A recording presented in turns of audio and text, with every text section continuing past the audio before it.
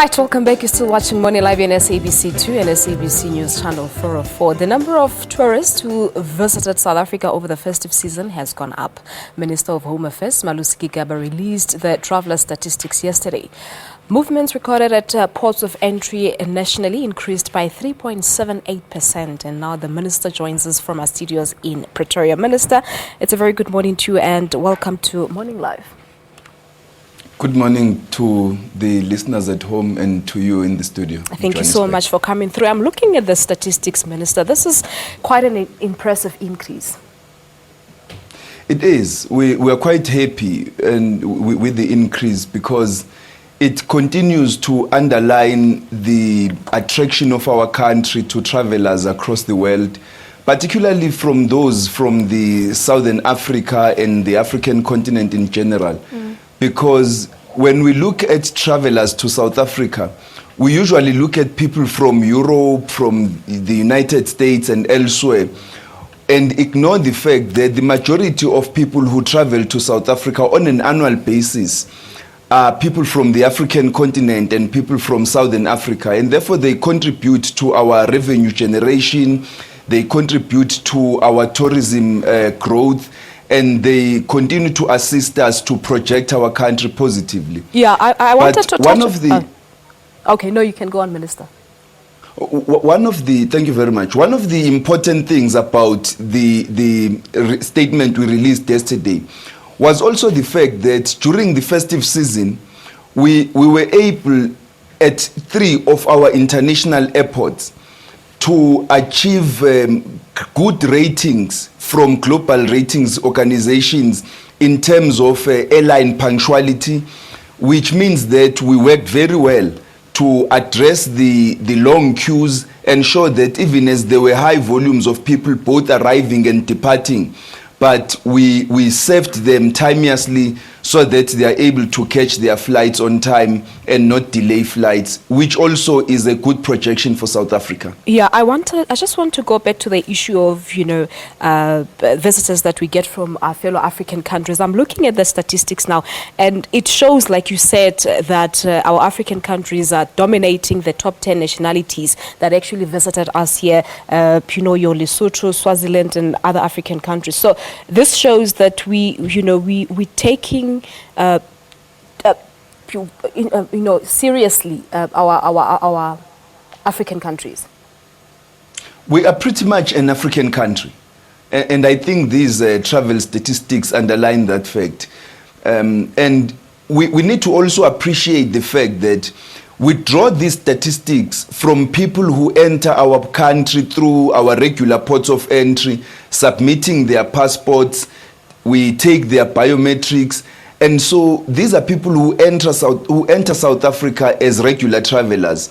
So what it says is that our neighboring countries are sending us travelers from their countries who comply with our immigration regulations, who ensure that we are able to keep South Africa safe, to manage movement into the country, and at the same time, most importantly, to generate revenue from the peoples of the African continent. Yeah, Minister, considering the events that happened last year, if I were just to mention a few, sudden visa requirements by New Zealand, as well as that Syrian national who is a member of ISIS who traveled to South Africa, were you perhaps a little bit concerned that this might have a negative impact on these stats?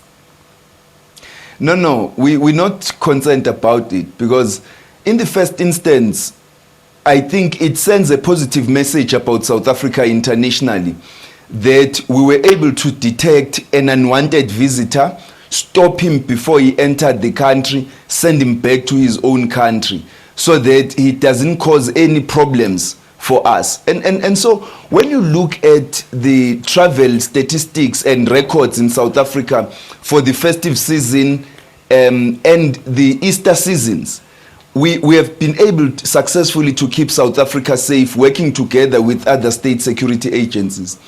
Now, insofar as New Zealand and other countries which have to carry visas to South Africa, we are aware that that does impose some restrictions to the nationals of those countries.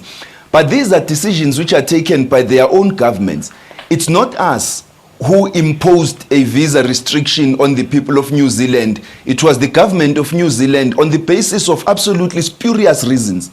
Now, South Africa is a sovereign country. We undertake our visa management on the basis of reciprocity, respecting the integrity of South Africa and the decisions that are taken by our colleagues. And so if they decide that they are going to impose a visa restriction on our people, we also want the best for South Africans. We will impose a visa restriction on their own people. But insofar as the people of New Zealand, the visa fees for the people of New Zealand are far cheaper than the visa fees which are being imposed on South Africans when they travel to New Zealand. The same applies to the United Kingdom. South Africans have to fork out up to 10,000 rand for a visa to travel to the United Kingdom, to Britain, whereas the people of Britain come to South Africa visa-free and therefore spend absolutely no pound on their visas coming to South Africa, except those who hold diplomatic and official passports. Yeah. Now, Minister, talk to us about the ports of entry. I would want to believe that the Immigration Operational Center at National Office played a pivotal role in this regard. It did play a pivotal role.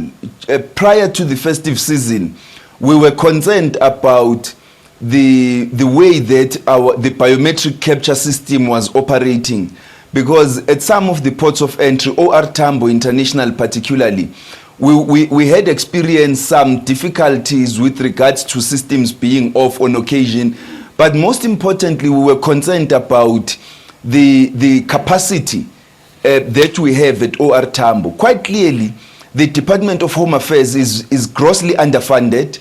We do not have sufficient immigration officials to fill up all the counters at our ports of entry, so that we are able to service their arrivals, especially during peak periods.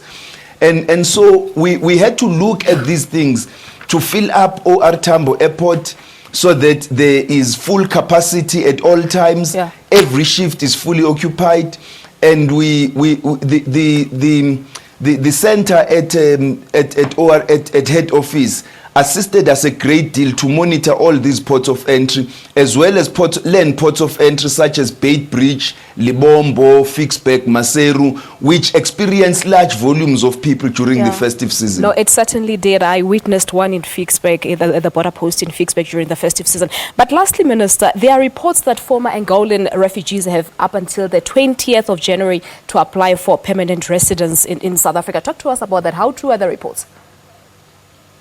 Well, that process is being undertaken.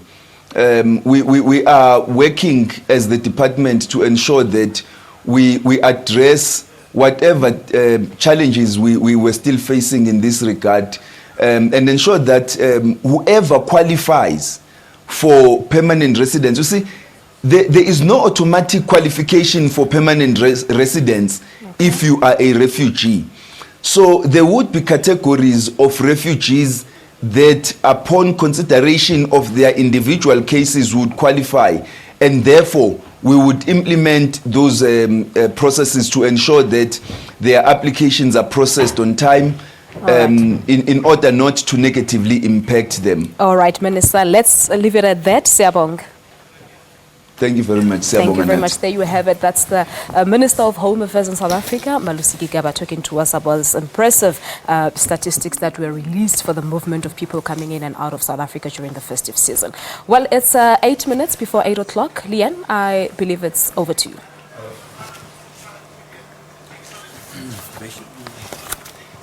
All right, it's almost 5 minutes before 8 o'clock here on the program, but quite an important topic we want to talk about just before we take a break here on the program.